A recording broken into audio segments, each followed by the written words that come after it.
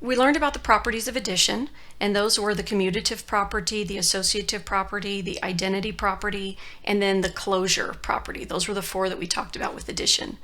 Well, as it turns out, when we go to subtraction, these properties don't hold up. They're just a hot mess. They just don't work for subtraction. So I'm going to show you with an example for each one why they don't work with subtraction. So we'll start off with the commutative property. Now the commutative property, remember, commute means to move, so that's when the numbers move location. It does not hold for subtraction. Why? Well, I'm going to answer the why with an example. This is called a counterexample. It shows that your statement is false. So look, I changed the order. Does 10 minus 4 equal 4 minus 10? Well, 10 minus 4 would be 6. 4 minus 10, I mean, technically that's not even a whole number. I know we haven't really talked about negatives yet, but I know y'all know about negatives. So 4 minus 10 is negative 6. And see, those are not the same, and so order matters when you're subtracting.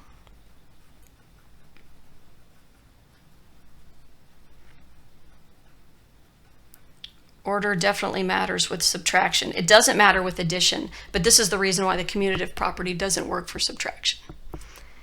For the associative property, it does not hold for subtraction. Well, remember, the associative property is when you just move the parentheses. You don't change the order of the numbers, you just change who's associated with who.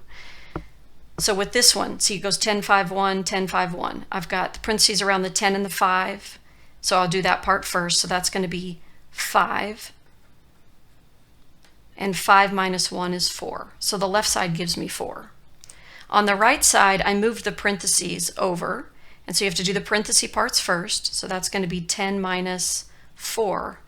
10 minus 4 is 6. Well, those aren't equal either. So again, it happens because of the order in which we did the subtraction was based on those parentheses. So kind of the same reason.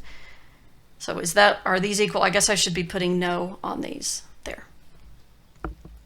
The identity property also does not hold for subtraction. The identity, remember, it says that if you add 0, the number you're adding 0 to will retain its identity. So why doesn't that work for subtraction? Well, because the property says that like 7 plus 0 and 0 plus 7 are both equal to 7. Well, it doesn't work with subtraction. Is 7 minus 0 the same thing as 0 minus 7, which is all the same thing as 7? Well, 7 minus 0 is 7. 0 minus 7 is negative 7. And see, these are not all equal. So no, the identity property only works if you're talking about adding 0. If you subtract this way with your number second after the 0, you're going to get a negative number, so it doesn't hold. And then that last property is the closure property. Remember, that means if you add two numbers in the set, you'll get another number that's in the set. You'll get a unique number that's in the set. So for subtraction, it would mean that if we subtract any two numbers in this set, we have to get a number that's inside the set. So like 4 minus 3, that's equal to 1. Is that in the set? Yeah. What about 4 minus 2? That's 2. Is 2 in the set? Yeah. But what if we do 4 minus 5? Because 5 is inside the set. That would be negative 1. Oh, that's not in the set. Also, if we were to do 3 minus 3, take a number with itself, right? We'd get 0. 0 is not inside the set either. So this one is not closed under subtraction. And here's all the examples. I gave you 2 counter examples that show you why.